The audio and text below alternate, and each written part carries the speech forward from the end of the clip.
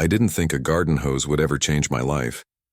But as I stood ankle-deep in mud behind our ranch house, soaked, fuming, and gripping a broken pipe that had once fed clean water from our well into our home, I realized this wasn't some innocent mistake.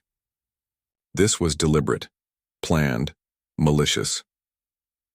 The cut wasn't random, it was precise, a surgical slice through the main water line, done with tools, not time or weather. And it wasn't just the pipe. The shut-off valve had been jammed with glue, forcing water pressure to build until it burst underground. It had taken me 2 hours to locate the damage, and when I did, my stomach turned. Someone had sabotaged us, and in our neighborhood, there was only one group bold and dumb enough to try something like this. The HOA. 3 weeks ago, we were just trying to settle into a quiet life. My wife, Commander Lena Dawson, retired U.S. Navy, 22 years of service, had finally hung up the uniform. We bought a 5-acre ranch on the outskirts of Fort Timberline thinking it would be peaceful, private, away from the politics, noise, and control of the world we'd both served to protect. But peace wasn't in the cards. Not when you have an HOA president who thinks he runs his own military. His name was Merrill Danning, and he wore a polo shirt like it was a uniform. Hair slicked back, always carrying a clipboard, walking the neighborhood as if he were conducting surprise inspections on a nuclear submarine. His regulations were printed on thick cardstock, triple laminated, and slipped into everyone's mailbox monthly like propaganda leaflets. We didn't sign up for any of this. Our ranch had been zoned rural long before the HOA ever existed. But when a developer sold adjacent parcels to build a luxury subdivision called the Hollows at Timberline, the new board tried to retroactively include us in their covenant. We said no. Politely, at first. They kept pushing. We said no. Again. Firmly. That's when the fines started showing up.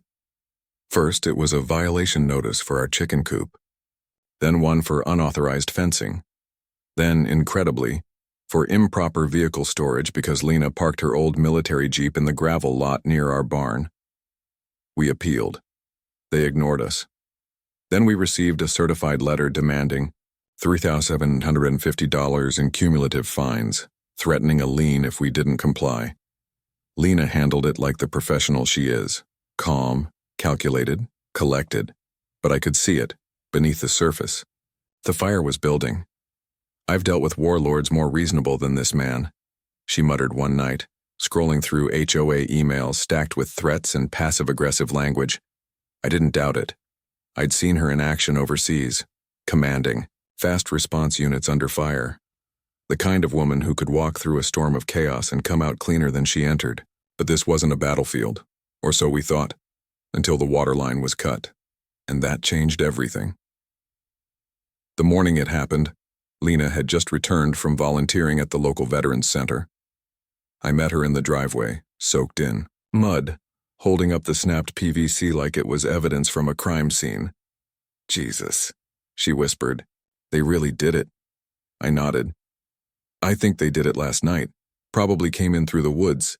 No cameras there." Her jaw clenched. She walked over, crouched, and inspected the line. This wasn't some teenager with a hammer. This was someone who knew what they were doing. "Exactly," I said. "They shut off the main pressure before slicing it, and they didn't just cut it. They disabled the shutoff to make it fail completely." Lena stood slowly. Her voice was low. "Controlled. Too controlled. We've been targeted." The words hung in the air like smoke. "We didn't call the police. Not yet. There was no point, not with no witnesses, no video, and no official acknowledgement from the HOA. We already knew what would happen. A report would be filed and nothing would come of it. Meanwhile, our water was gone, and the HOA would keep pretending we didn't exist, while trying to punish us for refusing to submit. But they had no idea who they'd just provoked. That night, Lena cleaned her boots in silence. She didn't say much, didn't need to. She was building something in her head, plans, options, contingencies. I recognized the look. the same one I'd seen in briefing rooms before critical missions. The calm before a storm that only she could command. The next morning, she spoke just one sentence to me. "Get the generator running and prep the backup tanks. We're not waiting anymore." "What are you thinking?" I asked. She looked at me, her tone even. "I'm done playing defense." By the third day, Lena had already mapped the entire underground infrastructure of both our land and the HOA subdivision.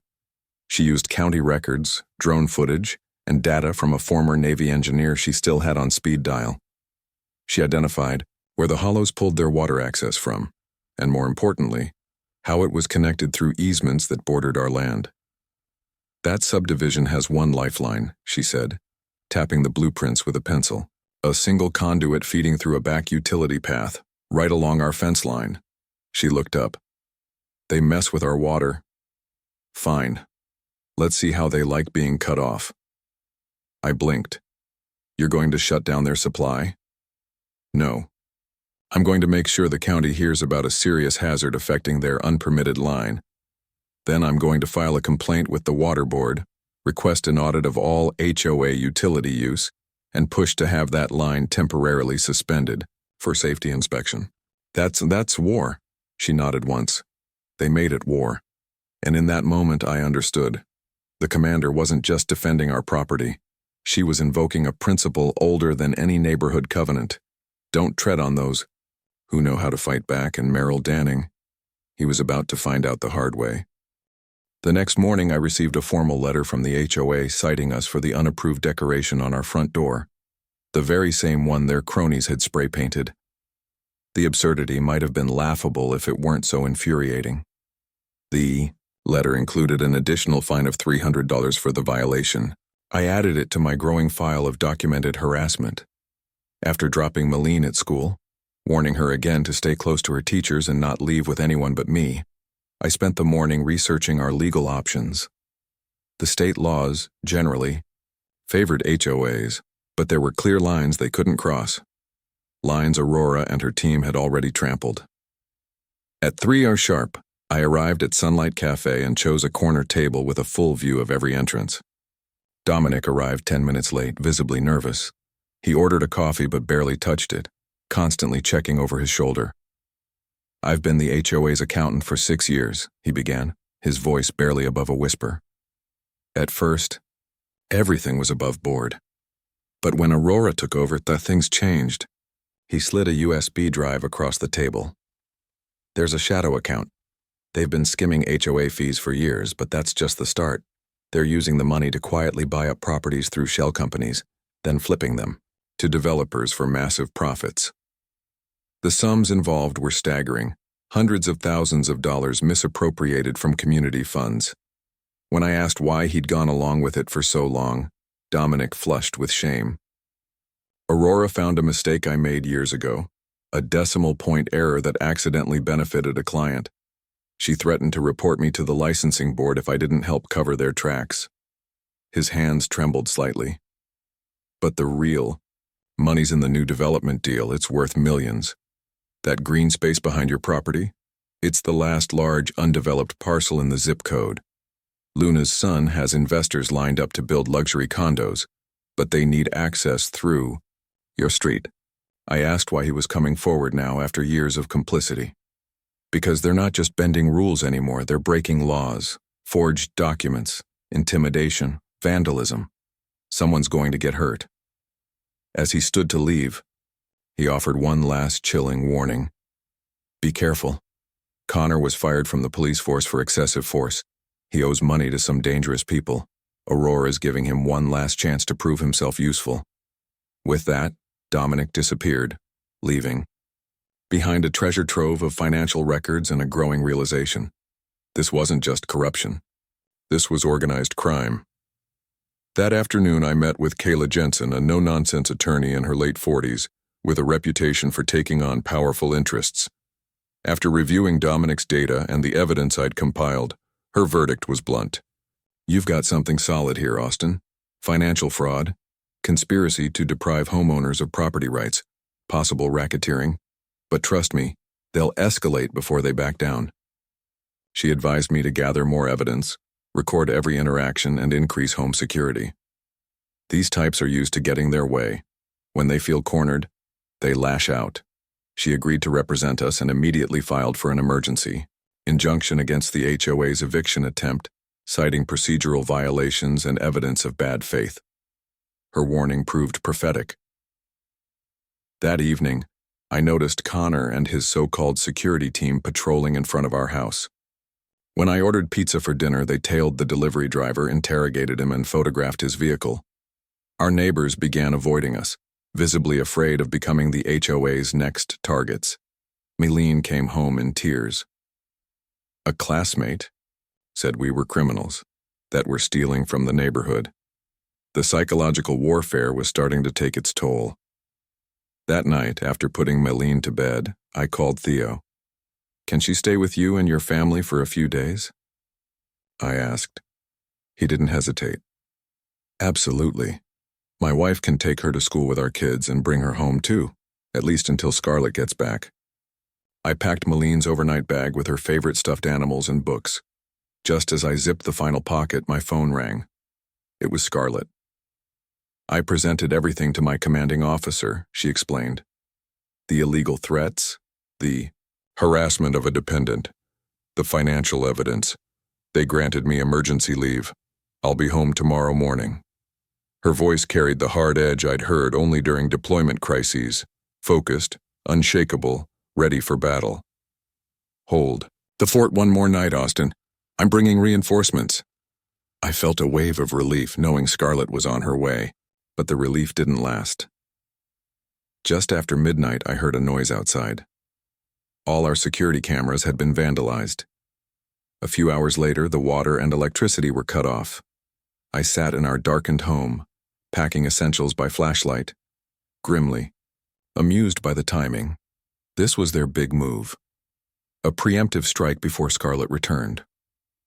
What they didn't realize was that every escalation only strengthened our case and our resolve. Before leaving for the airport, I rigged my laptop with a battery backup to record any intrusions. "They have no idea who they're messing with," I muttered, thinking not just of Scarlett's military rank, but of her unwavering will. And 6 a.m. sharp, I spotted her striding off the jet bridge. Commander Scarlett Rains. Full Navy uniform, shoulders squared, eyes sharp and alert.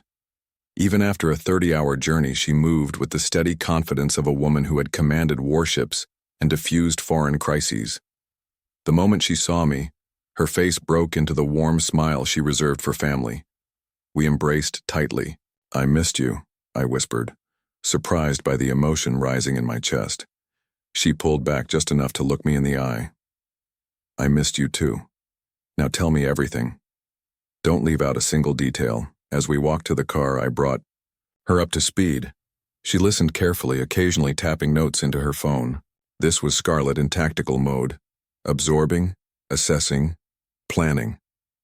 By the time we reached the parking garage, she was already outlining next steps. First, document the utility sabotage and get restoration started. Then consolidate our evidence. Then we build alliances, neighbors, whistleblowers, anyone on the fence. She paused at the trunk, her expression steely. "They've crossed several legal lines already. That gives us options." As we pulled into our driveway, I noticed neighbors peering through their curtains, clearly surprised. "Bringing out the big guns, I see," I joked. Scarlett's smile was razor sharp. "When you go to war, you wear your armor." Inside our powerless house, Scarlett moved with practiced efficiency. She inspected each room, photographed the vandalized cameras, tested the water and power systems, and documented every detail in a running timeline. "This is textbook intimidation," she muttered, examining the electrical panel. "Targeting utilities to force abandonment. Without due process, it's illegal, and they're sloppy." Her calm professionalism turned our personal nightmare into a solvable mission. Watching her work reminded me why I'd fallen in love with her 15 years ago. The woman who once commanded a destroyer was now using every ounce of that precision to protect our home. She spread our growing mountain of evidence across the dining table, photos, documents, timelines, Dominic's USB files, And then, as the sun broke over the horizon, she said what I'd been thinking all along. They thought this was just about harassing a homeowner. They were wrong. This is war, and they've already lost. Tactical precision. Scarlett's military discipline and strategic mind take center stage. Her composed professional escalation through the Utilities Director, Press and Federal Housing Authority shows readers a hero operating on multiple fronts with exacting precision. Community organizing. The transition from legal re-engagement to community outreach is seamless. Her ability to reframe their struggle as a systemic issue rather than a personal vendetta is both empowering and believable. Each neighbor's story adds emotional and narrative depth, particularly the retired couple and the basketball hoop family, while underscoring the pattern of oppression. Media and momentum. The newspaper expose is a turning point. Scarlett's methods, fact-based, respectful, professional, contrast perfectly with Aurora and Luna's dismissive conspiracy theory defense. This makes the protagonists seem reasonable and heroic, while the antagonists grow increasingly unhinged and reactive. Rising pressure and desperation. The settlement offer and Connor's coercion raise the stakes while maintaining realism. Dominic's leak is perfectly timed, fueling suspense, and showing internal cracks in Aurora's camp. Culmination setup. The physical preparation, reinforced doors, off-site valuables, phone tree, evokes an imminent showdown. Scarlett's phrase, "Let them make their move, we've set the trap," is a cinematic close to the section, building perfect anticipation for Section 4. Tone. Razor-sharp professionalism with emotional undertones. Scarlett's balance between maternal instinct and combat readiness is compelling. Pacing. Smooth escalation. Each conversation, revelation, and tactical response builds perfectly on the last. Visual and emotional texture. Binocular surveillance, floodlights, fences. These paint a clear picture. Her video call with Malene grounds the tension in humanity and love. Language and dialogue, elevated but accessible. The contrast between Scarlett's formal calls and intimate family moments gives the story dimension and rhythm. Strategic framing, the repeated theme of "this isn't personal." It's systemic, gives readers a larger cause to root for, boosting emotional investment and watch time. Tension. Fulfillment. Start the next section with the lock-change confrontation, preferably caught on video or witnessed by neighbors, triggering the trap Scarlett set. Legal action in real time. Introduce real consequences. A police report, restraining order, or federal intervention. Aurora's unraveling. Highlight her desperation in private, perhaps an intercepted phone call, breakdown or betrayal by Luna or Connor. Community victory. Ensure neighbors play a role in the final push, possibly showing up en masse during the conflict. Personal legacy. End with a return to peace. Maybe Malene comes home to a community BBQ, or Scarlett is offered a board seat to reflect the impact they had not just on their home but the community's culture. Ironically, it was a beautiful morning. The kind of crisp, sunlit clarity that made the unfolding confrontation all the more surreal. Oak Ridge Estates had seen its share of drama, but this would become the most consequential day in its history. We were ready before sunrise. Scarlett had prepped for this like a mission briefing. KA was on standby, our neighbors were discreetly informed, and a reporter from the local paper had been tipped off about a developing community interest story. At exactly 9 a.m., just as Scarlett had predicted, the villains of this long battle made their appearance. Aurora and Luna arrived in person, dressed in their usual calculated authority, flanking Connor and his team. They moved with smug confidence toward our house, locks and chains in hand, expecting no resistance. They were not expecting me. I was sitting calmly on the porch, coffee in hand, with a handful of neighbors gathered casually nearby. From the outside, it looked like a peaceful morning chat. In reality, they were our witnesses. "Good morning," I greeted, my tone pleasant but edged. "Beautiful day for some light breaking and entering, wouldn't you say?" Aurora's eyes narrowed. This property is being reclaimed by the Oak Ridge Estates Homeowners Association for multiple code violations. If you don't vacate immediately, we'll have you removed. I glanced at my watch. You may want to hold off on that. Right on cue, 3 vehicles pulled up. Scarlett stepped out in her full Navy commander uniform.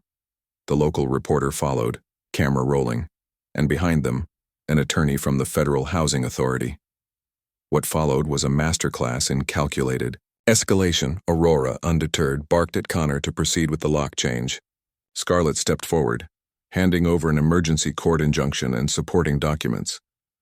"Ms. Blake," she began, her voice like steel wrapped in velvet, "you are currently being recorded attempting to carry out an illegal eviction. Furthermore, we have evidence of forged HOA documents, misappropriated community funds, and a conspiracy to commit real estate fraud." Aurora's face twisted in disbelief, then rage. "You have no idea who you're dealing with," she hissed. "I have connections in this town that can crush you." Behind her, Luna tried to slip away toward her car, but Hazel and several other neighbors blocked her path. The housing authority attorney filmed everything. The reporter began live streaming. Then Aurora made her fatal mistake. She turned to Connor and shouted, "Get rid of their evidence, whatever it takes." Connor froze. You could almost see the moral line in the sand, and he stood staring at it, uncertain whether to step across. And then came the twist. The police, called by Aurora herself, expecting to assist in the eviction, arrived. But after witnessing what had just occurred, their focus shifted. "You set this up," Aurora spat at Scarlett, realizing too late. "You orchestrated the entire thing." Scarlett's expression didn't change. "In naval strategy," she said calmly, "we call this controlled escalation. You create conditions where your opponent is left with no good choices." As police began taking statements, Aurora threatened us again, invoking her supposed political connections. Scarlett's eyes gleamed. "The most amusing part, Ms. Blake," she said, "is that my unit specializes in counterintelligence tactics. You just did exactly what we predicted you would." The fallout came fast. An emergency HOA meeting was called the following week. The community center overflowed with residents, standing along the walls, spilling into the hallways. Scarlett delivered a systematic takedown of the corrupt regime. She laid out the evidence: forged documents, shady financial transfers, secret land development plans, and a pattern of targeting homeowners who resisted. Her presentation was bulletproof, organized, visual, and backed by documents. Aurora tried to deflect, blaming Connor and Dominic for everything. But her credibility disintegrated when Scarlett revealed Aurora's sealed conviction for real estate fraud 15 years earlier, information Hazel had quietly uncovered. The room exploded.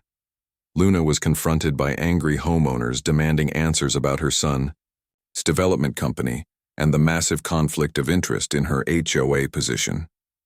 The investigations confirmed it all. Over $200,000 in HOA funds had been siphoned off to shell companies linked to Aurora and Luna over the past 3 years. The vote to remove them from the HOA board was unanimous. Some residents cried, some cheered, but all agreed enough was enough. Connor, facing legal consequences, flipped. He turned state's witness in exchange for leniency, revealing how the board had planned to expand their control through intimidation and fraudulent foreclosures. The biggest surprise was Dominic. It turned out that while he had once appeared to be complicit, he had been quietly documenting everything. His financial records filled in the final gaps in the investigation. With the tyrants removed, the neighborhood went through a rebirth. Theo was elected the new HOA president. Hazel was appointed senior advisor. Their first act? Establishing a transparency committee, ensuring that all finances and decisions were available for review by every homeowner. The development plan to destroy the green space? Scrapped. That land was declared a protected community park in perpetuity. Our home and our peace was preserved. Consequences followed swiftly. Aurora was heavily fined and permanently banned from serving on any HOA board in the state. Luna lost. Her real estate license, after an ethics review, concluded that she had violated multiple state and federal regulations. Connor received probation, spared jail in exchange for his full cooperation. Legal proceedings dragged on, but the threat to our neighborhood was over.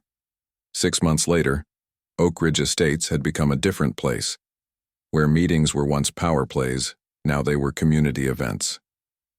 People who had once been afraid to speak up were now organizing neighborhood projects, proposing beautification efforts, and mentoring teens. Scarlett and I took the next step. I wrote a book, Battleground: How One Military Family Fought Back Against HOA Corruption. At first, the publisher expected it to be a modest local release, but it struck a nerve. The story gained national attention. News programs and podcasts picked it up. Homeowners from across the country started sending us messages, sharing their horror stories, thanking us for providing a blueprint for resistance. The book became a national bestseller. We were invited to community forums, legal panels, and even a special legislative session where state lawmakers used our case to shape new HOA oversight laws. Scarlett received a formal commendation from the Navy. Her tactical work had led not only to the exposure of a fraud ring, but to greater protections for military families, especially those often vulnerable to predatory HOAs while deployed. That summer, we hosted a community barbecue. It was no longer just a neighborhood. It was a community. People laughed, children played, and everyone, from the youngest kids to the eldest residents, shared a sense of hard-won unity. It became a tradition. And then one night, just before Scarlett's new deployment orders came in, our daughter Malene asked, "Are we going to have to leave our house?" Scarlett knelt down, brushed a lock of hair from Malene's cheek, and said, "Never, sweetheart. A commander never abandons her ship. And this is our harbor." Looking back, the storm we weathered wasn't just about property lines or HOA dues. It was about power, abuse, and who gets to decide what's right in a community. We had faced down corruption, intimidation, and legal warfare, and come out stronger. We had become accidental activists, part of a national conversation about accountability and justice. The green space behind our home is now a permanent nature preserve, a daily reminder that when ordinary people stand together, even the most entrenched power structures can be undone. And Dominic, the quiet man no one thought much of. He now runs a community finance oversight blog, helping others uncover HOA fraud and become watchdogs in their own neighborhoods. Sometimes it takes a storm to see what and who is truly solid. And when the wind blows hardest, you find out who stands with you. We did. And in doing so, we helped others stand too.